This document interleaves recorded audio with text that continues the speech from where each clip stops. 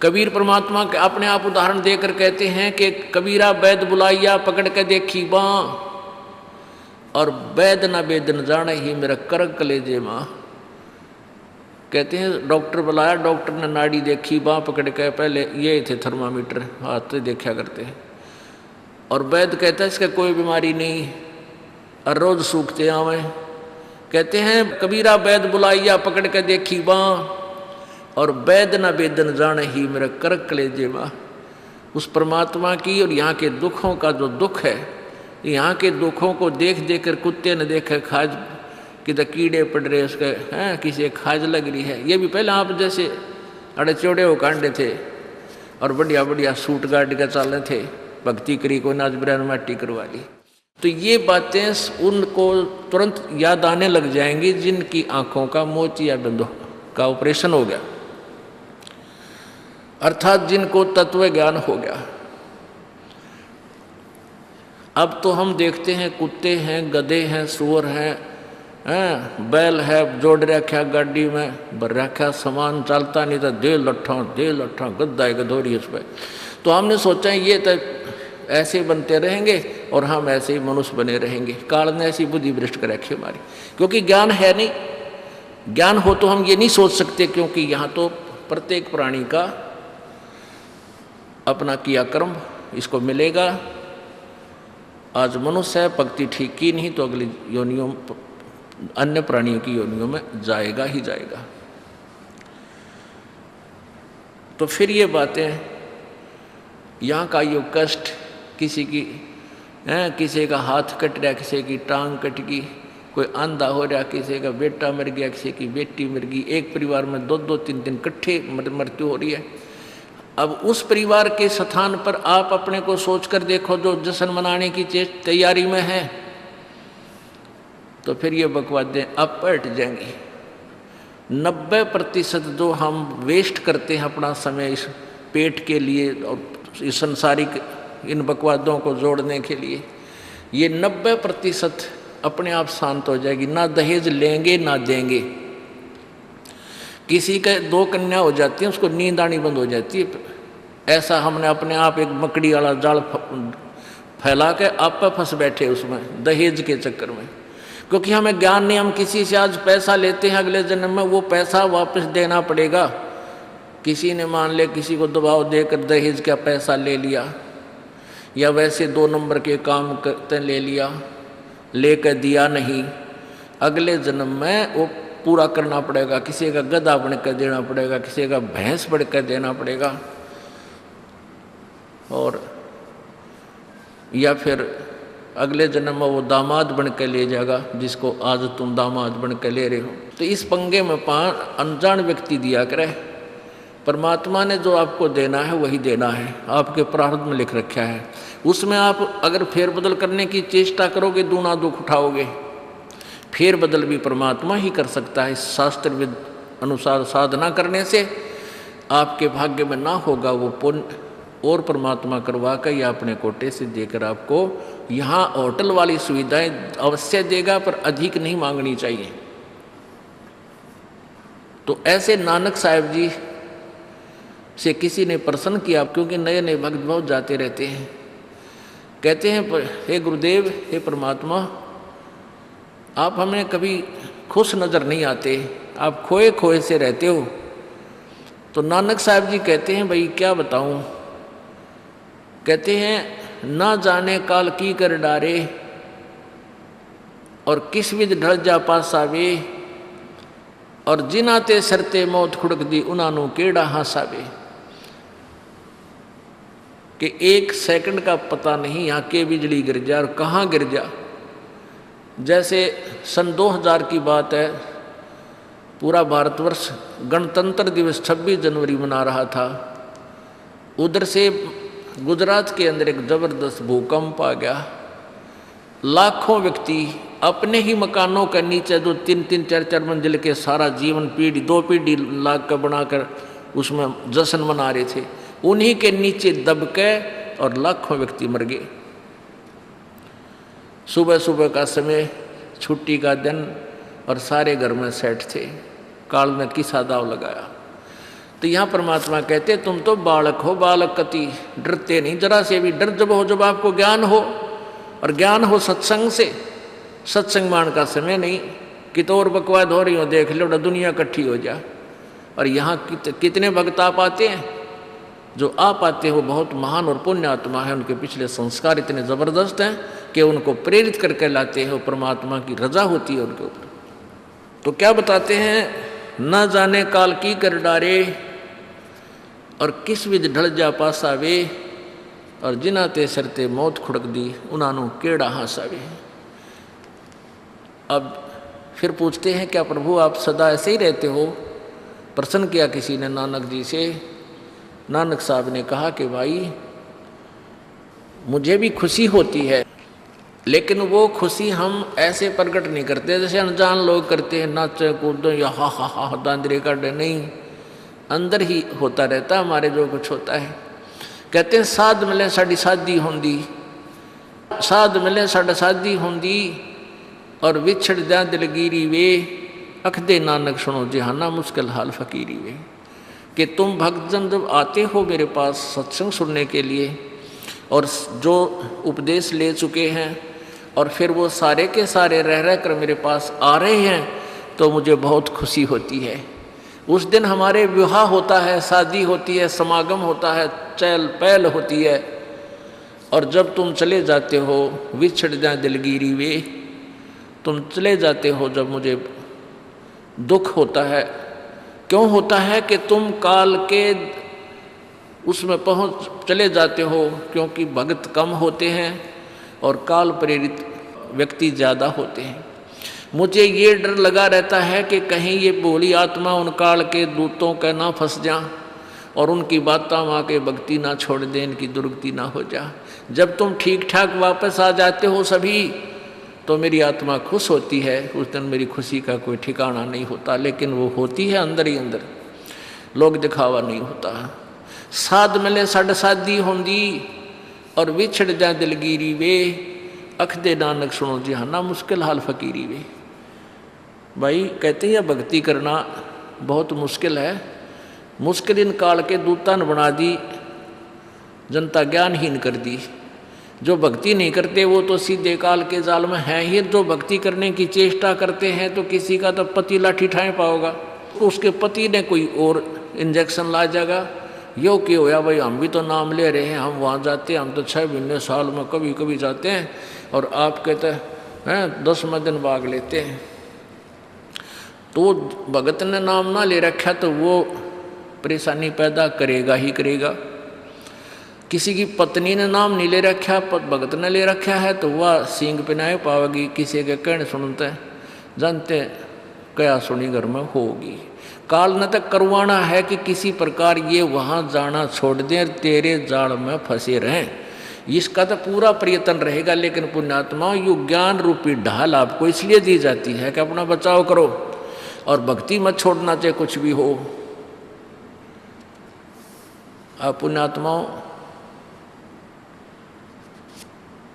अपने घर के काम में, ठीक है, पति पत्नी बच्चे सब कोई कार्य करना है तो सब मिलकर सलाह बनाकर कर लें, बहुत अच्छा होता है।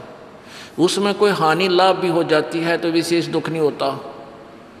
उसमें अवश्य राय एक दूसरे की लेकर काम कर लेना चाहिए। और जब आता आत्म कल्याण का समय, उसमें किसी की राय की आवश्यकता नहीं। मान लीजिए आपने नाम लेना है और आपका पति नाट्य है, तो नाट्य जाएगा। ये अपने जीवन का सौदा तुमने खुद सोचना होगा, इसमें किसी की राय की आवश्यकता नहीं। आपने नाम लेना, आपकी पत्नी मना करती है तो करण दे, इसमें किसी की सलाह लेने की जरूरत नहीं, चाहे कोई राजी रहे चाहे नाराज रहे। यदि मीराबाई उस समय ये सोचती कि तेरी माँ क्या कहेगी, तेरे पिता क्या कहेगा, ये समाज क्या कहेगा, तू मंदिरों में जाती है, क्योंकि उस समय ठाकुर समाज अपनी बहन बेटियों को घर से नहीं निकलने देते थे, पर्दों में रखते थे। लेकिन मीराबाई बालक नहीं रही थी, समझदार थी। वह उसको पता था कि आज तो मैं लोक लाज कर मैं आकर भक्ति नहीं करूँगी और फिर कुतिया बनकर बाजार में आंडूंगी, कोई मेरी इज्जत का रक्षक नहीं मिलेगा। तो ये ज्ञान से ही ऐसी दृढ़ता आती है। संघर्ष किया और सफल हुई, क्योंकि मालिक के नाम पर जो संघर्ष करते हैं सच्चे दिल से हृदय से, उनकी परमात्मा मदद किया करता है। ये पिछले इतिहास देख लो। क्या बताते हैं? मात पिता सुत स्त्री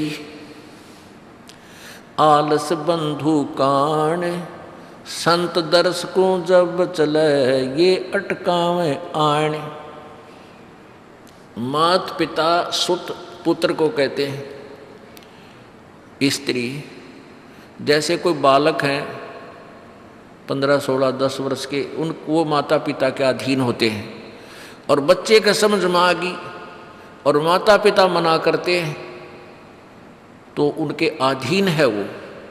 और बच्चे जवान हो गए, बूढ़ा बूढ़ी अगर समझ में आ गई, फिर वो बालक बाधा करेंगे, वो रोकते टोकते हैं। तीसरा दिन चल पड़ते हो, किराया कितने डावा फलाना है, यानी कुछ ना कुछ बाधा कर सकते हैं। किसी का पति बाधा कर सकता है, किसी की पत्नी बाधा कर सकती है। जब भक्ति की तरफ अग्रसर होता है या सत्संग में आने की तैयारी करता है। या फिर आलस बंधु कान, आलस माने आप ढीले गोडे छोड़ दे, फिर देखांगे इबका नहीं जाता, सर्दी घनी है, गर्मी घनी है। और या बंधु कान, लोक लाज, इनके कारण ये है भक्ति में बाधक। अब क्या बताते हैं परमात्मा? मात पिता सुत स्त्री आलस बंधु कान, संत दर्श को जब चले ये अटकावे आण। इनका अटकाया अटके नहीं, और संत दर्श को जाए कह कबीर सो संत है आवागमन नसावे। इनका अटकाया अटके नहीं, और संत दर्श को जाए यानी सत्संग में अवश्य जावे, कह कबीर सो संत है आवागमन नसाए, उसका कल्याण होगा। आज मीराबाई जी का कितनी श्रद्धा और आदर के साथ नाम लिया जाता है। और यदि वो उसी तरह की क्रियाएं करती जो उस समय की बहन बेटियां लोक लाज में फंस का अपना जीवन बर्बाद करगी, आज वो कुतिया बनी आंड है। परमात्मा कहते हैं नकबे सर नकबे बनी वह पैर थी हार हमेल, और सुंदरी से वह कुतिया बनी सुन साहिब के खेल। बीबी पड़दा रहे थी डोडी लगे थी बार, अब गा तो गाड़े फिरती हैं बन कुतिया बाजार। वो पर्दे की सुंदरी सुनो संदेशा मोर, इब गा तो गाड़े फिरती हैं वो करें सराय शोर। अब जो डोडी पर्दे जिनका लग गया करते, पर्दे में रहा करती थी, जो अपने आप को ऊंच घरों की बेटियां बहू कहा करती थी, उनका सत्संग की छीट लगी नहीं, करते बाहर निकली नहीं। पूर्व जन्म की पुण्यात्मा थी, उनको कोई रानी बन गई, कोई महारानी बन गई, कोई अच्छे घर में जन्म, इस मायाधारी मस्करिया का जन्म हो गया। और वो भगवान से दूर रहने के कारण फिर अगले जन्म में कुतिया की योनि पाती है। तब तो पर्दों में रहती थी, उंगली भी ना दिखने देती, किसी बाहर कहीं हमारी बेइज्जती ना हो जा, मेरी पत्नी जो है सत्संग में चलेगी तो इज्जत का नाश हो जाएगा। और वह इज्जत फिर उगाड़ी अंड है कुतिया बनकर। कहते नकबे सर नकबा बनी पैर थी हार हमेल, 1-1 लाख के गहने पहरा करती, आज वो सुंदरी से कुतिया बनी देख साहिब के खेल। तो पुण्यात्मा ये इन बातों से डर लगना चाहिए। इन बातों से डर लगने लगेगा, मालिक में रुचि बनेगी और भजन करने को दिल करेगा। और ये लोग दिखावा जो ड्रामा है, नाचा कूदी, ये बकवाद मन में आवे को नहीं, ये कहने की आवश्यकता नहीं पड़े। दास ने कैसा मत करियो, हाँ कहना तो पड़ता है एक बार बालक को, कुछ दिनों के बाद फिर आपकी रुचि ना बढ़े। इतना तो इस दास को विश्वास हो गया है कि परमात्मा के बच्चे भगवान को पहचानने लग गए, क्योंकि अब शिक्षित समाज है। आपको नाम दिया जाता है, नाम देने से पहले सब नियमों से परिचित कराया जाता है। और हमने ये पुस्तक बनाई है भक्ति सौदागर को संदेश, इसके प्रथम अध्याय में ही हमने नियमों का पूरा विस्तार से विवरण दिया है कि कोई भी पुण्यात्मा इस आश्रम की तरफ आएगा तो पहले तैयार होकर आवे। पहले क्या होता था कि भक्तजन समझाते थे नाम ले लो तुम्हारा कल्याण हो जाएगा, बड़े सुख होते हैं, यहाँ आ जाते थे उपदेश लेने। और यहाँ आकर के हम फिर उनको लिस्ट दिखाते थे, ये नियम निभाने हैं, तो बात जाते थे कि नहीं हमारा भी ये नियम नहीं नंबर। क्योंकि वो उल्टे रंग में रंगे हुए वो सारे। तो अब उनको पहले ये लिख कर दे दिया कि तुम तैयार होकर आ जाना, तुम्हारा मन मानने तो आना, क्योंकि कल्याण होगा इस मर्यादा में रहने से। तो अब ये दास देख रहा है कि अब कितना डर लगता है बहन बेटी भाइयों को, बच्चों को। अब वो कहीं, क्योंकि समाज हमारा जो है सारा का सारा समाज काल प्रेरित है, उन्हीं क्रियाओं को कर रहा है जो ना करने वाली होती हैं। और हमारा भक्त एक घर में एक व्यक्ति ने नाम ले लिया और 5-6 व्यक्ति वो सारे शास्त्र विरुद्ध साधक हैं, तो उनके साथ संघर्ष बनता है बेचारे का जा करके। फिर भी वो इतना दृढ़ है, डरता है, आकर पूछता है जी मेरे पे ऐसी गलती होगी, मेरा नाम तो खंड नहीं हो गया, आगे से नहीं करूँगा। तो कहने का भाव ये है कि पहचानने लग गए तुम परमात्मा को और संघर्ष करना सीख गए, आप सफल होगे, देख लेना एक दिन। ये नाखून पालिश लगाते हैं, ओठों पर इसी बूंदी शक्ल बना लेते हैं, लाल वो लगा कर लिपस्टिक, इतना बेहुदी शक्ल बन जाती है। कहते हैं अब ऐसी मर्यादा बन गई, बहन बेटियां कहते कि हम ऑफिस में जाते हैं तो ये लिपस्टिक वगैरह नहीं लगाते, नेल पेंट नहीं लगाते, तो क्या कहते हैं उस दूसरे कि तुम्हारे घर में कोई मर गया क्या? अरे थारा गजब भैया, ये बकवाद करने तो सारे जी जाओगे तुम, अकल खत्म होगी। यानी एक मर्यादा बन गई, जो ऐसे उल्टे काम ना करे उसने हे समझन लागे। निरंजन धन तेरा दरबार जहाँ तनिक नहीं न्याय विचार, सारे उल्टे काम में राजी रहे। लेकिन हमारी बेटियां अब संघर्ष करती हैं कि हाँ उनको ज्ञान हो गया, वो तो बालक हैं, कुछ भी कह सकती हैं। तो अब हम सबको बताते हैं ये ऐसा नहीं करना, क्योंकि पहले हमारा ज्ञान गाँव में ज़्यादा चला था। इस दास ने गाँव में जाकर प्रचार किया, तो वहाँ तो ये था को ना लिपस्टिक का फंड था, ना कोई नाखून पालिश लाया करती, मेहंदी मुंदी ला लेती, तो यार वो भी मना कर दिया हमने, समझा दिया कि इसका कोई फ़ायदा नहीं है, अपना भक्ति करो। तो वो तो सब एक साधारण सी बात ही छोड़ छाड़ दी। अब शहरों में फैल गया परमात्मा का जो ज्ञान है। अब शहरों से जो बेटियां आती हैं वो सारे तो नाखुना निशी बुरे हाल तो सनाए पाओगी। और इधर बिहार में तो और बेगन हो रहा कति बुढ़ी बालक सारे लाल ये नाखुना न कति न कुसुती तरह पेंट करके लाऊंगी, न चमकान दे। अब इनको समझाना पड़ता है कि ये नहीं करोगे तो मान जाते हैं कि नहीं आगे नहीं करेंगे हम, क्यों इनकी आवश्यकता भी क्या है? भगवान ने जो कितने सुंदर नाखून पहले बना के दे रखे, इन पर क्या फायदा और बकवाद करने की? तो मालिक ने जो अंग दे रखे हैं वो बहुत अच्छे बना के दे रखे हैं, इसमें हमको फेरबदल करें, ये हमारी वो लोग दिखावा मेकअप है, इसकी हमें आवश्यकता नहीं। अब तो हम आपको बता रहे हैं, समझा रहे हैं पहली बार, फिर आप पे सियाने हो जाओगे, आपकी अब पर रुचि ना करे। जैसे नानक साहब कहते हैं, ना जाने काल की कर डारे, किस विध डल जा पासा वे, जिना के सरते मौत खड़क दी नानू के डांसा वे।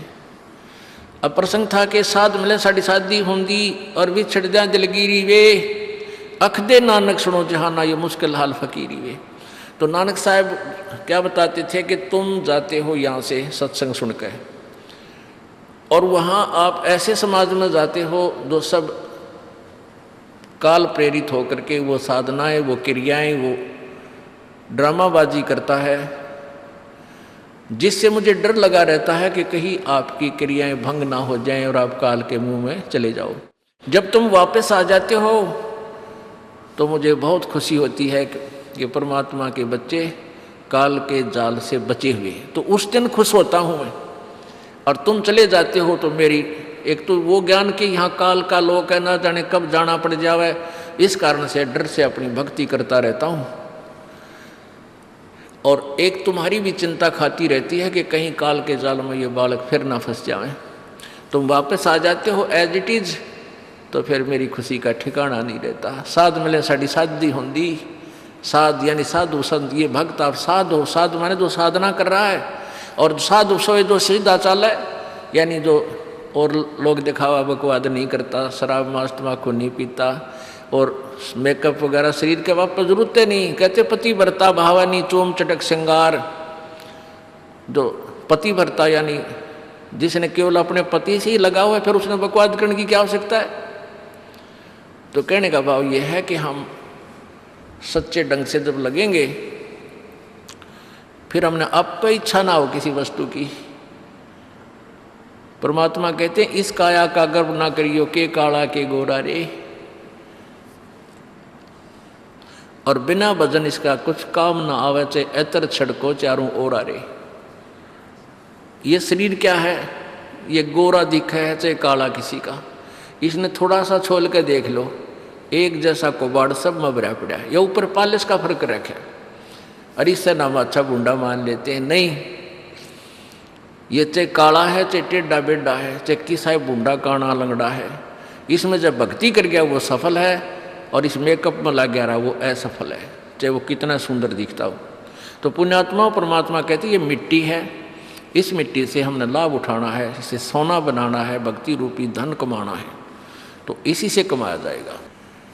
अब प्रसंग है कि झूठे सुख को सुख कहे, ये मान रहा मन मोद, ये सकल चबीना काल का, कुछ मुख में कुछ गोदी। अब परमात्मा आप बताओ, मैं आकर के बोली आत्माओं हमें जगा रही है, हमने काल के कुएं की भांग पी रखी है, यहाँ की मान बढ़ाई और इस माया की। कबीर परमात्मा कहते हैं कबीर ये माया अटपटी या त्रिगुणमयी माया, ब्रह्मा विष्णु महेश के द्वारा जो हमारे अंदर प्रेरणा कर रखी है, त्रिगुणमयी माया के विषय बता रहे हैं। कबीर ये माया अटपटी सब घट आण अड़ी, किस किस को समझाऊं ये तो कुएं भांग पड़ी। अब किस किस ने समझावा, सब एक तरह की भांग पी के एक जैसे विचार, एक जैसे बोल, एक जैसा ज्ञान इन्होंने ग्रहण किया हुआ है, और ये दास सच्चा ज्ञान सुनाता है इसका विरोध करते हैं, इसको जल्दी समझ नहीं पाते, क्योंकि इनको इस माया रूपी और अज्ञान रूपी भांग का नशा हो रहा है। तो परमात्मा कहते हैं कबीर ये माया अटपटी सब घट आण अड़ी, और किस किस न समझाऊं या तो कुएं भांग पड़ी, यानी सब ने एक जैसा ही ज्ञान ग्रहण कर रखा है, सबके एक जैसे विचार हैं। अब झूठा सुख कौन सा है, इन कार कोठियों को हम अपना मानते हैं, संतान संपत्ति को अपना मानते हैं। इसका उदाहरण आपको दे दिया। परमात्मा कहते हैं राम नाम कड़ुआ लगे और मीठे लागे दाम, दुविधा में दोनों गए भाई, माया मिली ना राम। माया तो मिले को नहीं, यानी मान लीजिए आपके पास अरबों संपत्ति अरबों हो भी गई तो वह तेरी नहीं, आपको 2-4 रोटी सुबह 4 रोटी शाम है, और एक वर्ष में गणे 4 कपड़े कुर्ते पजामे बहुत, एक वर्ष में खत्म। अब पाटे को नहीं, ऐसा काम रह रहा आजकल, और 2 जोड़ी चप्पल कुर्ते जूते, और एक खाट का स्थान, एक चारपाई आ जा, गणित 2 आ जा, जितने एक परिवार एक व्यक्ति को एक चारपाई। कहने का भाव ये कि ऐसा सीमित सा मकान, इतने की आवश्यकता आपको है, और बाकी पैसा आपके पास उसने के सिर में मारोगे, क्या करोगे उसका। अब या तो कि तो बकवादा में लावेगा, कि तो शराब पीवेगा, कि तो और कोठी खरीद कर गिर देगा, उस पर कोई कब्जा कर लेगा, फिर लट्ठा मुकदमे होंगे, या कोई ले लेगा रिश्तेदार या कोई मित्र बन कर फिर दे को ना, फिर खेचा तानी रात ने नींद आओ ना, वह रखेगी बेगन में पातरे, वो माया तने जीर्ण नहीं दे। और माया तो परमात्मा कहते हैं इस जीव की सबसे बड़ी शत्रु है, जो भगवान से दूर करे। अभी झूठे सुख को सुख मान लिया, कार कोठी होगी, बढ़िया व्यापार बिजनेस या कोई नौकरी होगी, तो भगवान से 100 कोस दूर है वो प्राणी। कोई एक आध पुण्यात्मा इसे प्रेरणा होकर आ जाता, वो तो फॉर एग्जाम्पल होते हैं। तो परमात्मा कहते हैं इसे सुख का आग लगे जो भगवान से दूर करे। परमात्मा कहते हैं वो दुख अच्छा हमारे लिए जो परमात्मा के चरणों में हमें लगाए रखे। कबीर साहब कहते हैं सुख के माथे पत्थर पड़ो जिससे नाम रट देते जावे, और बलिहारी वो दुख जो पल पल नाम रटावे। कि हे परमात्मा इसे सुख की हमने जरूरत नहीं, जो भगवान से दूर करे। पत्थर पड़ो इसे सुख के ऊपर, और बलिहारी उस दुख के जो पल पल नाम रटावे। जैसे भक्त नाम ले रखा किसी ने और उसको कोई पीड़ा हो जाती है, चिंता शुरू हो जाती है उसको, हे भगवान कदे कैंसर ना हो जा, हे परमात्मा कोई और ऑपरेशन ना बन जा। तो वहाँ तक जाता है जहाँ डॉक्टर के पास, और भगवान याद रह कर आता है, और वहाँ जाकर डॉक्टर करता है अल्ट्रासाउंड और एक्सरे वगैरह करके बता देता है कि आपको वैसी कोई खास बीमारी नहीं है, नॉर्मल सी है, ये दवाई लो ठीक हो जाए। उसके बाद फिर परमात्मा के गुण कितने गाता है वो। जो भक्ति से दूर हैं वो तो भूल भाल जाते हैं, उनको तो परमात्मा याद आता है, कोई ना डॉक्टर दिखे। और पुण्यात्मा जो भक्ति करते हैं उनको डॉक्टर नहीं भगवान पहले दिखाई देता है। पुण्यात्मा, आपके प्रारब्ध में, आपके संस्कार में मृत्यु है और कैंसर से है, और वो होगी, नाम ले रखा आपने, और डॉक्टर ने भी डिक्लेयर कर दिया कि कैंसर है भाई। पीछे आपको उदाहरण दिया था, एक लड़का रोहतक से, इकलौता पुत्र, और 10 साल के बाद पुत्र प्राप्ति हुई, और उस लड़के का कान में कैंसर बता दी, PGIMS रोहतक तक। उन डॉक्टरों ने फाइनल कर दिया और उसका पूरा डाटा अपने मोबाइल में नोट कर लिया कि इसका ऑपरेशन करवा ले और दिल्ली ले जा, हम नहीं कर सकते। वो रोता हुआ यहाँ आए। अब क्या है कि ये काल बड़ा उस्ताद है, थोड़ा सा सुख होते ही भगवान ने भूलन लाग जाए। वो 5 महीना में आए हमारे पास रोहतक से, जबकि आए महीना आना चाहिए था।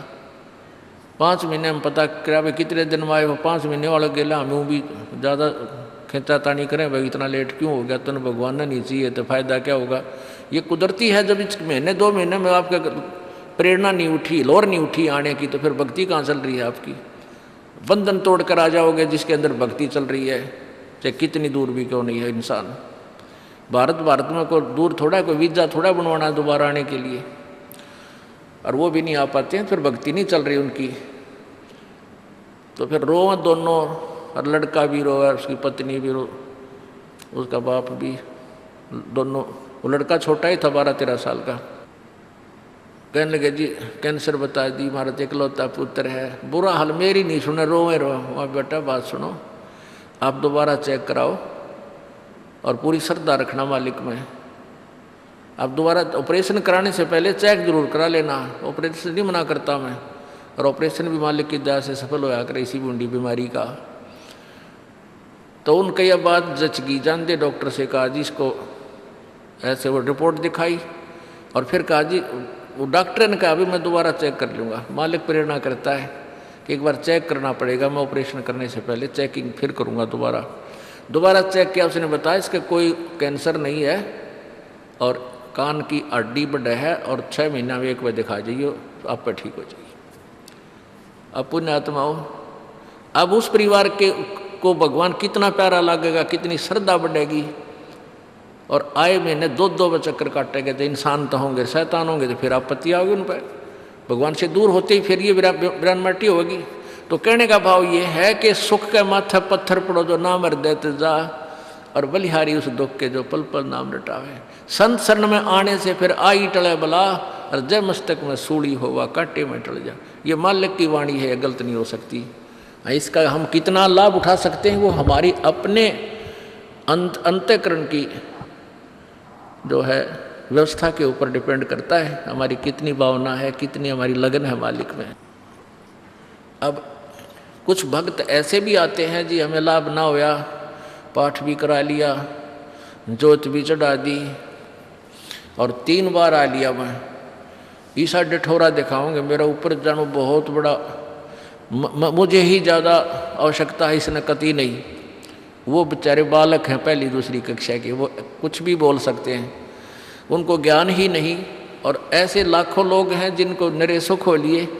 तो परमात्मा तो वही है, एक ही ट्रांसफार्मर में तो सबको कनेक्शन दे रखा है, और जिसके पंखे कूलर चल रहे हैं वो भी उसी लाइन से जुड़े हैं, और जिनके नहीं चल रहे हैं वो भी उसी लाइन से जुड़े हैं। तो उनका कोई कनेक्शन डिफेक्टिव है, उसको फिर चेक कराएं, लाइट पावर वही है। कहते हैं सतगुरु के दरबार में कमी काहे की ना, अंसा मौज नहीं पावता तेरी चूक चाकरी में। कि इस परमात्मा के दरबार में किसी चीज़ की कमी नहीं। और परमात्मा आपको बताते हैं कि यदि तुझे लाभ नहीं मिल रहा तेरी चूक चाकरी में, आपके अंदर कोई श्रद्धा में कमी है, आपकी भावना में कमी है, या आपका कनेक्शन लूज है, आपका कनेक्शन कट ऑफ हो गया, वह पावर आ नहीं रही। इस परमात्मा कबीर जी के शब्दकोश में असंभव शब्द नहीं है। इस कबीर परमेश्वर की डिक्शनरी में इम्पॉसिबल वर्ड नहीं है, ये वो भगवान है। अगर आप ये वीडियो YouTube पर देख रहे हैं तो हमारे चैनल को सब्सक्राइब करें और बेल आइकन को दबाना ना भूलें। अगर आप Facebook पर ये वीडियो देख रहे हैं तो हमारे पेज को लाइक करें।